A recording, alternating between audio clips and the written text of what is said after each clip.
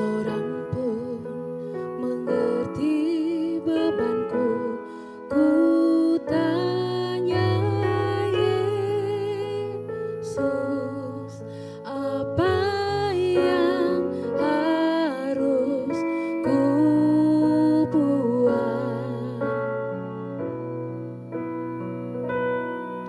Dia berfirman, mari datanglah.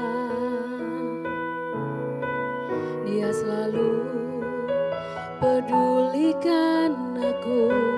Ku datang Yesus, Dia pikul segala bebanku. Sujud di altarnya, ku bawa hatiku,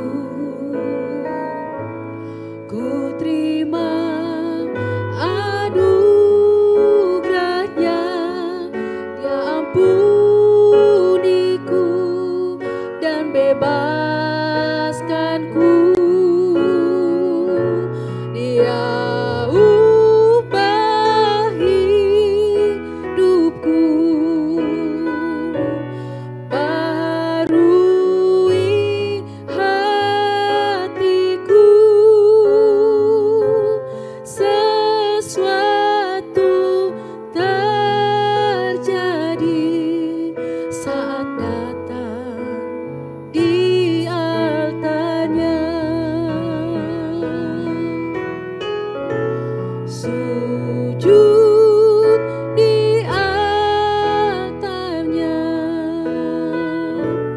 ku bawa hidupku, ku terima anugerahnya. Dia ampuniku dan bebaskanku. Dia ubah hidupku, baharui hatiku. Sesuatu terjadi saat datang di altarnya. Sesuatu terjadi saat datang di altarnya.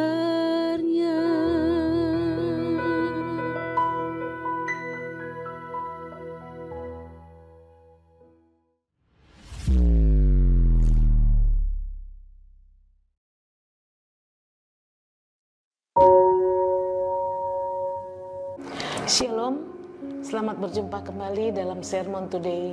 Hari ini sermon saya beri judul Berusaha Hidup Kudus dan Tak Bercelah. Sebagai bahan perenungan firman Tuhan, saya ambil dari Ibrani 9 ayatnya yang ke-14.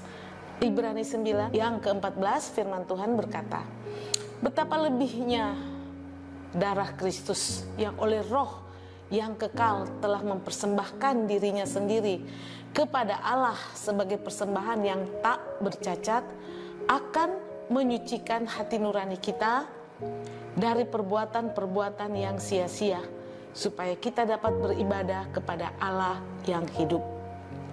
Tuhan memilih kita untuk tujuan pengudusan. Sering kita mendengar kata kudus, dan sebagai orang Kristen kita pun sadar bahwa kita disebut orang-orang kudus, bahwa kita mengakui bahwa hidup kita telah dikuduskan oleh darah Kristus. Tetapi dalam praktek kehidupan kita sehari-hari, kita sering tidak menjalani kehidupan yang kudus. Kita masih mengikuti keinginan daging kita, kita masih mengumbar nafsu duniawi kita. Kemana-mana kita memakai label Kristen, sementara perilaku kita tidak mencerminkan Kristus.